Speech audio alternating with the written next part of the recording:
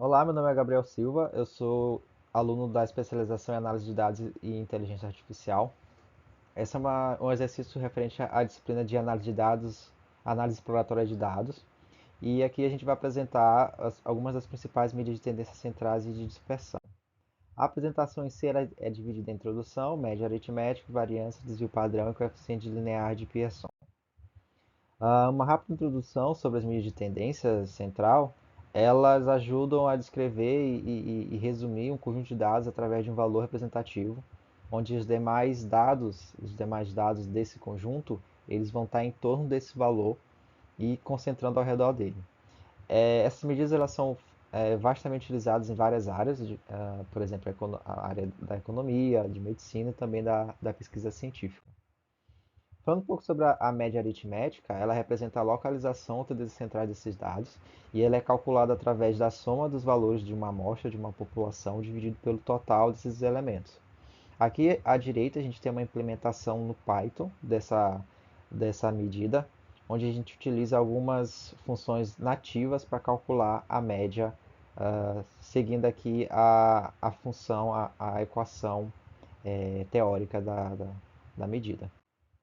Falando sobre a variação, ela representa a dispersão ou variabilidade dos dados em relação ao valor central, que é a média, dentro da amostra ou de uma população. No caso das amostras, ela é calculada por essa fórmula, onde a gente tem a soma do quadrado da diferença entre um elemento e a média, tudo isso dividido por n menos 1, sendo n o valor da quantidade de elementos. O menos 1 é referente à amostra, né? Por ser uma amostra de uma população, a gente tem que reduzir o grau de liberdade em 1 para ter um valor mais próximo da realidade. Aqui à direita a gente vai ter novamente uma implementação no Python, seguindo aqui a função teórica, a equação teórica da variância, utilizando aqui o for e algumas o elemento de repetição for e algumas funções nativas da linguagem. E aqui a gente tem a mesma implementação, só que utilizando a biblioteca NumPy. A gente vai utilizar dentro da biblioteca a variável não, a função var, onde ela recebe dois parâmetros, os números, que são a nossa amostra, e o DDoF referente ao grau de liberdade, né, reduzindo em 1. Quanto ao desvio padrão, ele vai representar também a dispersão dos dados, só que na mesma unidade dos elementos, diferente lá da variância que tem a unidade elevada ao quadrado. Então, o desvio padrão em si, ele facilita a compreensão desses valores, dos resultados, por estar na mesma unidade, e é calculado através da raiz quadrada da variância. Então, eles têm essa relação entre o desvio padrão e a variância. À direita, temos a implementação dessa função, no Python. E aqui a gente vai ter a mesma implementação, só que utilizando a biblioteca NumPy, com a função standard, que é equivalente ao cálculo do desvio, no caso, não da variância. Certo. Sobre o coeficiente linear, por fim, né, linear de variação, ele vai comparar duas amostras ou variáveis e ver a relação entre elas, ou a correlação entre elas. Ele é calculado através dessa fórmula, onde em cima a gente vai ter a covariação, embaixo o desvio padrão. E aí a gente vai ter três cenários teóricos aqui, onde a correlação ela é 1, o coeficiente ele é 1, então a gente indica que a correlação ela é positiva, onde o coeficiente é menos 1, ou seja, a correlação ela vai ser negativa, e quando ele é zero, quando não há correlação linear. Aqui a gente tem uma implementação no Python dessa fórmula aqui de coeficiente linear, onde a gente vai ter duas amostras, uma de altura e outra de peso.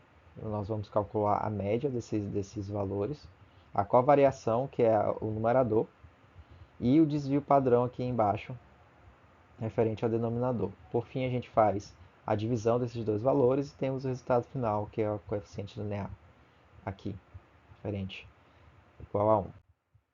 Aqui a gente vai ter a mesma implementação, só que utilizando a biblioteca NumPy, novamente. A gente vai ter a função equivalente ao coeficiente linear. E aqui à direita a gente vai ter o gráfico desses dois dados, correlacionados, a gente percebe aqui que nós temos uma relação crescente, né? Conforme a altura ela cresce, o peso também cresce. Isso aqui é refletido pelo coeficiente 1. Então a correlação ela é positiva. O exemplo que eu trago aqui, ele está no contexto de uma escola onde a direção, a gestão, eles optaram por uma nova metodologia de ensino para a disciplina de matemática. E agora, depois dessa implementação, eles querem compreender, junto com os professores, se houve ou não melhoria no desempenho dos alunos. Então, de uma forma aleatória, eles escolheram 10 desses alunos e a partir daí eles pegaram as notas de matemática especificamente antes e depois da implementação do novo método de ensino. E a partir dessas notas, eles calcularam a média, eles devem calcular a média, a variância e o desvio padrão para ter essa análise inicial aí sobre o ganho de desempenho com a nova metodologia. Aqui a gente vai ter a implementação desse exemplo em Python, utilizando a biblioteca NumPy. Nós vamos ter aqui as duas notas de antes e depois em matemática para cada um dos 10 alunos, escolhidos de forma aleatória. De início a gente calcula a média aritmética utilizando a função referente à média dentro da biblioteca de NumPy, que é a min. Em seguida a gente faz o cálculo da variância usando o var.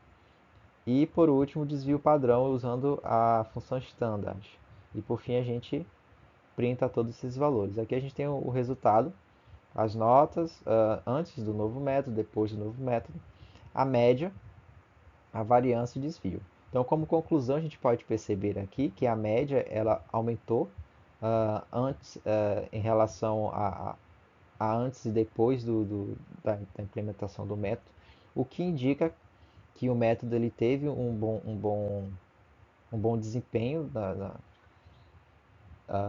em relação aos alunos, mas quando a gente olha aqui para a variância e o desvio padrão, a gente percebe aqui que também houve um aumento. Então, a dispersão das notas em relação à média da turma, da amostra que foi coletada, ela aumentou. Então, isso indica que existe alguns alunos dentro dessa amostra e, por consequência, na população que está tendo dificuldade com a nova metodologia, né? E isso aí é indício também da necessidade de refinamento do método utilizado dentro da escola. No exemplo 2, a gente traz aqui o mesmo contexto, só que agora a gestão ela optou por avaliar também o tempo de estudo desses alunos, para ver se há alguma relação com a média das notas. Então aqui a gente vai ter o tempo de estudo antes e depois dos mesmos alunos coletados, das notas coletadas no exemplo 1. E aí a gente vai utilizar o coeficiente de correlação de linear de Pearson para verificar se há uma relação linear entre essas duas amostras, essas duas variáveis, e e qual é o tipo de correlação que eles têm, né? Aqui, novamente implementando no Python e com a biblioteca NumPy, nós temos as notas de antes e depois do exemplo 1, certo? E aqui a gente tem um tempo de estudo de antes e depois dos alunos.